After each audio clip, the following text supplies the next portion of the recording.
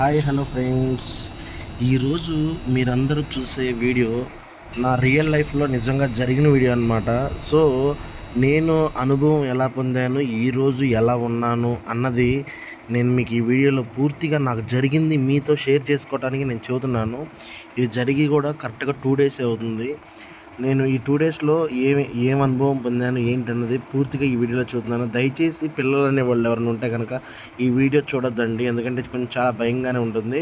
పెద్దవాళ్ళు ఎవరైనా ఉంటే కనుక దయచేసి ఇయర్ ఫోన్స్ పెట్టుకోండి, ఎందుకంటే చాలా అంటే చాలా చాలా భయంకరంగా ఉందండి వీడియో కూడా. నేను చూస్తున్నాను. Okay, my name is Yuvraj. తెలుగులో చూస్తున్నాను. నా పేరు యువరాజు.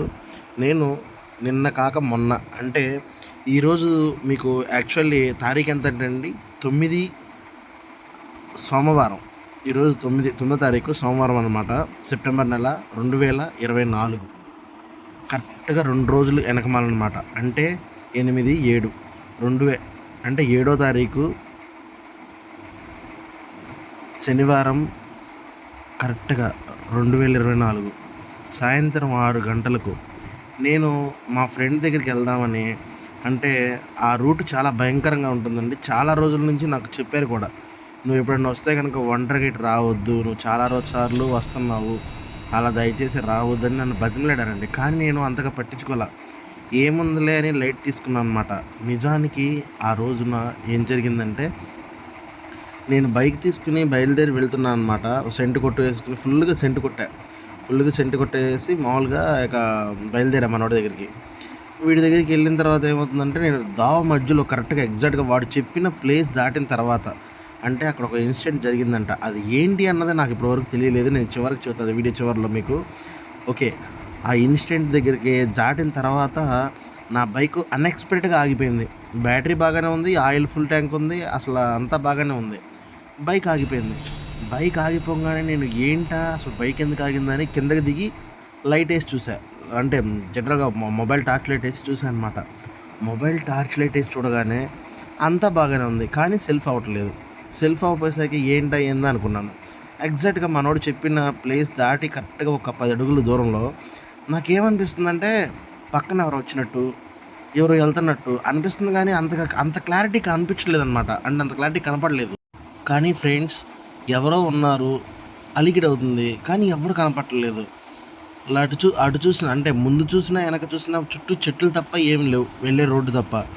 ఇంత చీకట్లో అర్ధరాత్రి 12:30 అవుతుంది. అంటే ఆ టయానికి నేను ఎందుకు వెళ్ళానని మీరు అంటారేమో.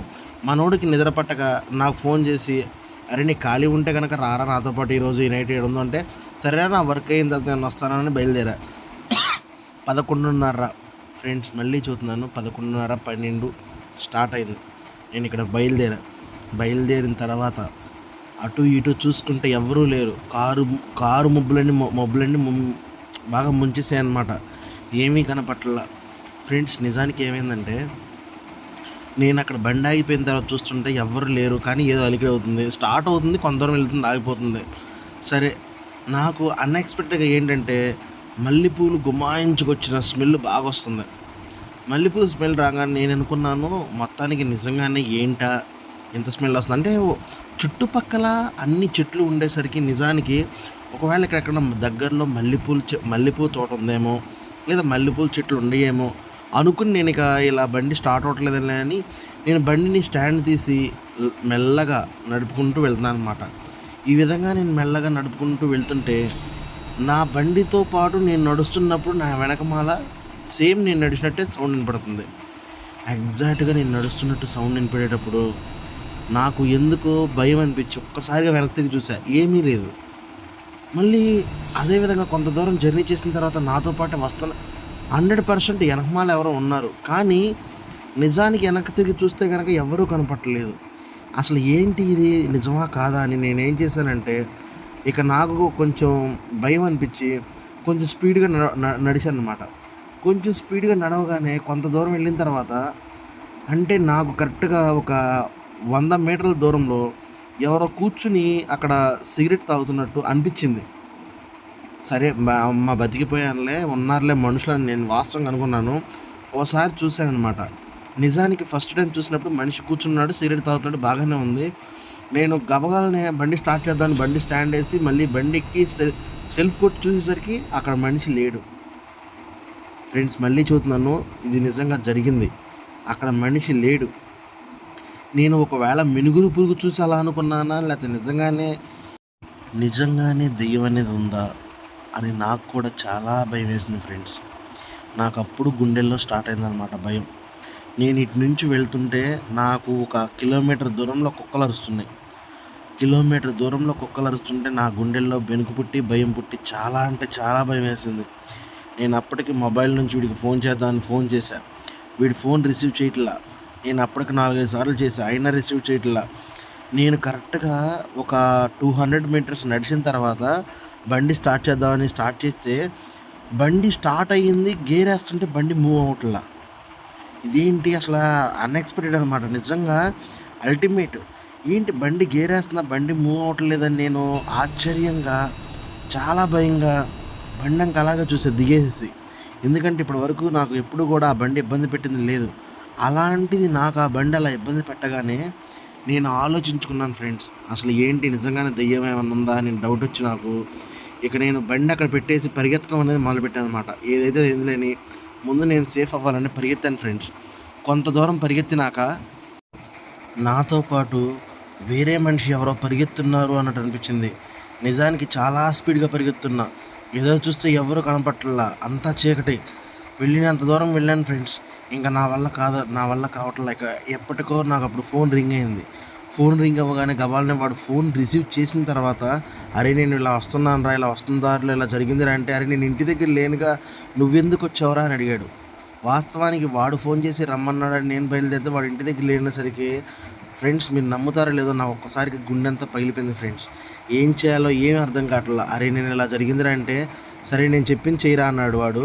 ఓకే నువ్వేం చెబితే చేస్తారా బాబు, ఇప్పుడు నాకు చాలా భయంగా ఉంది, నిజంగా నేను బండి కూడా వదిలేసాను రా అంటే, నువ్వు ఎక్కడున్నావు అంటే ఎగ్జాక్ట్ నేను లైవ్ లొకేషన్ సెండ్ చేయగానే వాడు ఏం చేశాడంటే, కొంచెం నాకు నా అదృష్టం ప్రకారం 2 కుర్రోళ్ళతో తీసుకుని, అదే కాక 2 కుర్రోళ్ళని తీసుకుని రావడమే కాకుండా తనతో పాటు ఒక కర్ర అనేది తెచ్చుకుని, అదే కాకుండా ఆ కర్రకి మనం పురాతన కాలంలో కాగడాలు ఎలా వెలిగిస్తారో అలా వెలిగించుకుని వస్తున్నాడు అనమాట. అలా వెలిగించుకుని వస్తుంటే నేను వెళ్ళే సమయానికల్లా వాడు అక్కడ లేడు. నేను కిలోమీటర్ దూరం చూశాను, వాడు వస్తున్నాడు అనుకున్నాను కాగడా వెలిగించుకుని. అరే నువ్వు వస్తున్నావు కదరా అనుకున్న టైంలో అక్కడ చూస్తే వాడు లేడు. ఏంటిది కళ నిజమా నేను నమ్మలేకపోయాను ఫ్రెండ్స్. మీరు నమ్ముతారో లేదో కానీ